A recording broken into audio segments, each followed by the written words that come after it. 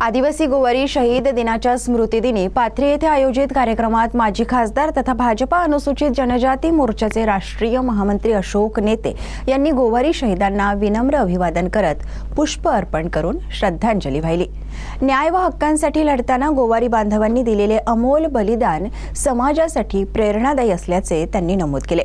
याच कार्यक्रमात डॉक्टर अशोक नेते यांच्या स्थानिक विकास निधीतून सन 2024-25 सत्रात 7 लाख रुपये मंजूर झालेल्या गोवारी समाजाच्या सामाजिक सभागृहाचे लोकार्पण त्यांच्या शुभ हस्ते फीत कापून करण्यात आले।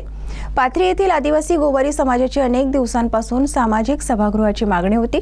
या मागणीची दखल घेत माजी खासदार डॉक्टर अशोक नेते यांनी सभागृह मंजूर करून दिल्याबद्दल समाजाच्या वतीने त्यांचा शाल व श्रीफळ देऊन सन्मान करण्यात आला। नव्याने उभारलेल्या या सभागृहामुळे समाजातील विविध उपक्रमांना चालना मिळेल अशी भावना उपस्थितांनी व्यक्त केली।